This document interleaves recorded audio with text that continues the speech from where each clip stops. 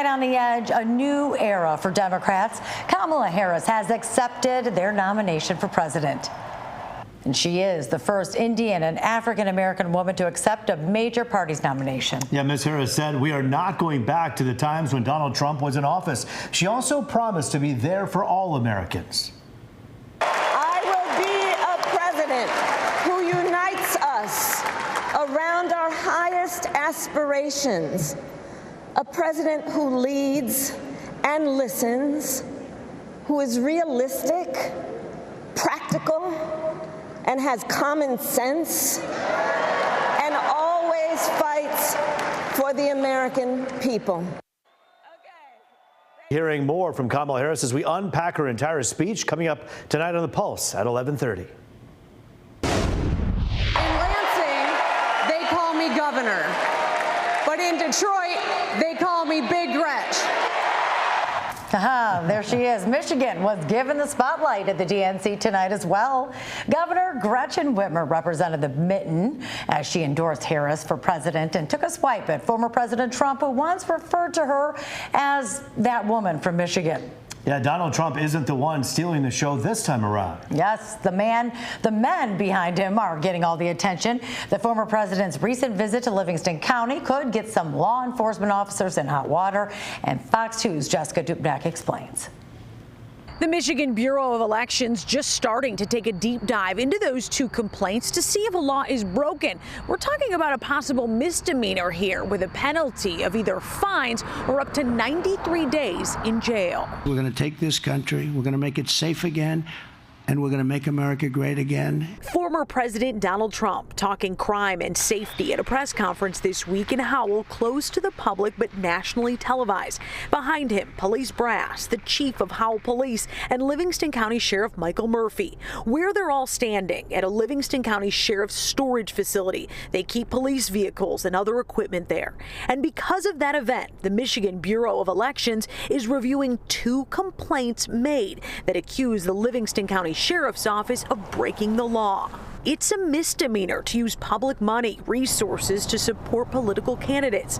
Sheriff Murphy tells Fox 2 Thursday by phone that no deputies were taken off the road to attend the event and that the Trump camp reached out to their office to initiate the press conference. He added if Vice President Kamala Harris wanted to use their facility too, they'd be happy to open the doors. It was reported that Trump event forced several courts and the prosecutor's office to close, as well as other county offices. This is the second event Republicans held at local law enforcement agencies in the last month. You might remember this one at Shelby Township Police. Our Charlie Langton fielding a question to J.D. Vance. The question for vice presidential candidate J.D. Vance was, what makes you smile? Well, I smile at a lot of things, including bogus questions from the media, man. Behind Vance, notables, the Shelby Township Police Chief and the Macomb County Prosecutor. Shelby Township Police not commenting about the event or the investigation a couple counties over. To be clear, there is no active complaint against Shelby Township Police. Now, the Livingston County Sheriff, Mike Murphy, says people are allowed to make complaints as they see fit. Jessica Dupnack on The Edge. Former President Donald Trump is making another stop right here in Metro Detroit. He'll be here on Monday for the final day of the National Guard Association Conference at Huntington Place. More than 4,000 Guard officers and guests are expected to attend. The former president spoke at the conference back in 2016 when he first ran for office. The association says Vice President Kamala Harris is also expected to be in attendance. Could you imagine going out of town and then coming back to see your porch destroyed? Well, that's what happened to a woman on Detroit's east side after a driver smashed into the front of her house. Yeah, and it was all caught on camera. Fox 2's Dave Kinchin gives us a closer look. Came across here and like, boom. Driving towards destruction. Shocking video of a car ripping down Van Dyke near Gratiot on Detroit's east side this past weekend, taking out the entire front end of this house. It was just a bad scene. It was really bad. Donna Ellsbury says she was out of town when the crash, captured by her home security system, knocked out a large chunk of her home. I was like devastated because I wasn't even gone 36 hours. A breath-stopping phone call from a neighbor alerting her to the damage, upending her entire week. I'm on a fixed income. I work too hard to come back to this. Now I got to struggle and deal with the insurance company. And what are they telling you? Well, so far, they trying to help me to do their job, you know? And like I told them, you need to send somebody out here ASAP, you know, to clean up this mess. She played back the video as soon as she could get to it, only to watch in pure disbelief. Somebody saw something, you know? It just, nobody is talking. And to make matters worse, she says people have also tried breaking in and swiped metal parts from the wreckage, apparently taking advantage of the mess the driver left behind. I don't need no strags. They be coming here late at night. They've been coming here when I'm asleep, come and pick up certain things. I don't need to be dealing with that. She's working with police on the investigation, all while hoping the driver is held responsible. You can come from wherever you come from and mess up somebody else's property. You ought to be ashamed of yourself. So I'm gonna say, let your conscience be your guide. Because maybe you may not get caught this time, but it's always the next. Of course, Donna says she's going to work with their insurance company to rebuild.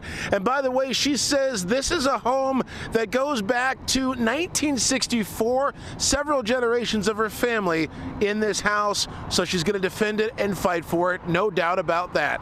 In downtown Detroit at police headquarters, Dave Kinchin on The Edge. He just said hi, and then, like, you know, boom, like he crashed into the other car. A fiery crash overnight in Dearborn lands a Detroit police officer in the hospital. The officer was heading to work in his Honda near Ford Road in Wyoming around midnight when the driver of a Tahoe pulled out from a nearby Tim Hortons. Both cars T-boned, with the officer needing to be cut out of his vehicle. The officer and the driver are both in stable condition. Well, the family of Dee Warner is one step closer to justice. The medical examiner has confirmed that human remains found over the weekend are that of the beloved mother who has been missing since 2021. And today her family spoke about this break in the case.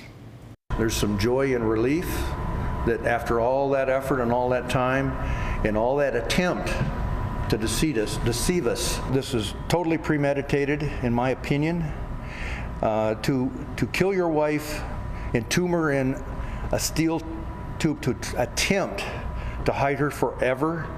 On behalf of my siblings, we just want to thank everybody for the continued support. We cannot begin to thank you guys enough for sticking by our side. We're thinking of all of you in the family. Warner's husband, Dale Warner, is accused of killing her and hiding the body. He's scheduled for a pretrial hearing in 2 weeks.